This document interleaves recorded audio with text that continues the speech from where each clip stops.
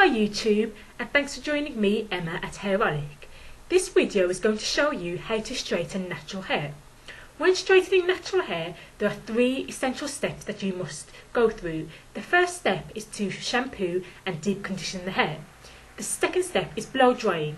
The blow drying step is essential because when you finish blow drying your hair, it should essentially already be straight. When you come to straightening it, you're not actually using the straighteners to get your hair straight, as your hair should already be straight from the straighteners. You're sort of using the straighteners to seal the hair and then just provide a nice polished finished look. With the first step, shampooing and conditioning, what I mean by shampooing and conditioning is shampooing the hair with a shampoo. The shampoo I use is Elastic QP because it contains no nasty ingredients. And then I go to a deep conditioning. My deep conditioning consists of organic root stimulator conditioner, along with some oils such as coconut oil, olive oil, and whatever other oils you feel are essential. Leave that on the hair for an hour. You can sit under the hairdryer if you prefer, or you can just go around the house doing your normal things. The second step is blow drying, of which you are joining me today. As you can see, I've already blow dried 2 sections of my hair. The first section here needs to be blow dried, and I will show you part of this section. The reason I haven't showed you doing the whole process is because the blow drying process, step 2, is a long, tiring process. If I was going to show you the whole process, this video would literally be about 3 hours long. Okay, what you will need today for this tutorial, you will need a blow dryer. My blow dryer is actually iconic. It's a Philips blow dryer, as you can see, and it's called the Salon Pro Nano Diamond. So it's got nanotechnology and it's also iconic. You want an iconic blow dryer so it spreads the heat evenly throughout the hair.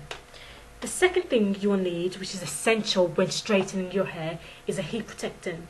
The heat protectant that I'm using today is called Sabino Moisture Block. They've actually brought a new one out. It's called Sabino, I think, Lock and Block. It's exactly the same product but just in a different packaging. The third thing you'll need is cheese silk infusions. I love cheese silk infusions. I use this right before I flat iron my hair. So this one I use on wet hair before I blow dry, and this heat protectant I use just before I flat iron.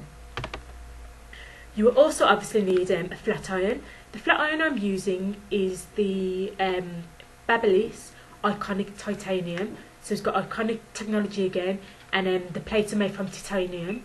Sorry, I can't pronounce it. But it's quite healthy for your hair. Obviously no flat iron is healthy, but if you're going to use a flat iron, make sure that it's iconic, of course. Thirdly, you'll need a clip. Fourthly, you'll need your Denman brush. I'm going to be using 2 Denman brushes, a large Denman brush to detangle and a smaller Denman brush. I use the smaller Denman brush when I'm flat ironing my hair. I get a piece of hair, pull it through, and then pull the flat iron straight after. I will come to this step in the third step. Lastly but not leastly, you need a wide tooth comb. I've got 2 combs here. To you they may look equally the same. In fact they are not. This is important for you to listen to this. These 2 combs look exactly the same but different colours, but in fact they are not. This one is quite good, whereas this one provides damage to my hair. When you ever get a comb, I expect you to thoroughly inspect the comb. This is essential for hair care because this comb, as you can see, if you look down on the 3rd bristle, there's actually snag on it. When it was made, and the plastic, they didn't actually melt the plastic properly. So every time I use this comb, it snags on my hair, damaging my delicate strands. So this one I'm going to chuck in the bin. I just saved it to show you the difference. I don't know if you can see close up, but there is the snag just there, and that is very damaging to the hair. I just felt that I need to get that point across because I'm all about healthy hair. So you're joining me halfway through blow drying. I've already blow dried these 2 sections. Now I'm moving on to the 3rd section. Your hair should be damp when blow drying. If it's not, I advise that you get some sort of spray bottle with water in, just to spray the hair to keep it nice and damp. Before you blow dry, use your white tooth comb. Start from the bottom of your hair and work your way up. When blow drying, the hair should already be thoroughly detangled.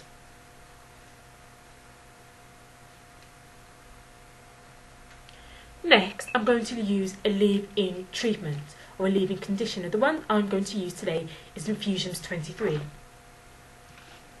This is a water-based leave-in conditioner, which is good when blow drying because you don't want to use a cream that's going to provide build-up on your hair. So just make sure that Infusions 23 is thoroughly submerged on the hair. And secondly, I'm going to use a dab of Sabino Moisture Block. I love Sabino Moisture Block because it stops my hair from frizzing up when I'm outside, and it protects it against the humidity. Once the products are on your hair, comb it through, starting at the bottom again and working your way up. The technique I'm going to use today to blow dry my hair is called the pull and blow method. Simply what you do is you take your hair, you pull it, and then you blow dry it. I prefer this method over using, say, a pick, for example, because the pick is quite damaging to the hair. Because as you pull it through your hair, if there are any snags, it's going to just rip your hair straight out.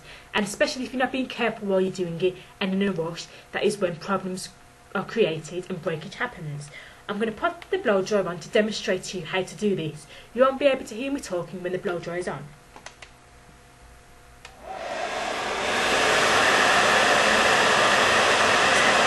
Hold the hair.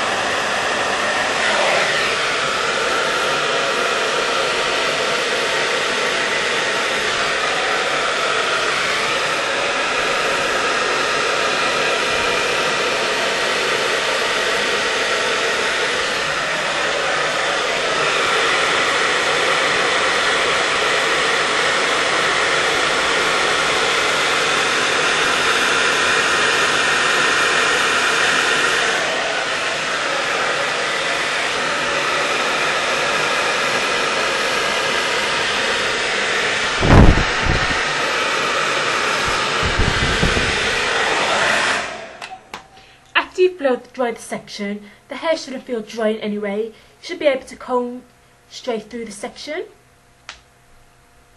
And then simply twist the hair back up, ready for flat ironing later. And then you start on your next section. I'm not going to show you blow drying the rest of my hair because it's a long process. But as I said, the technique is called pull and blow. So you pull your hair, and from a distance, you blow dry it. The reason we do this is because it's indirect heat. If you're using a pick also, it's also direct heat, but if you're using indirect heat, it's slightly better for the hair. So I'm going to come back to you when my hair is thoroughly blow dried, and then I'll show you step 3 of how to flat iron natural hair.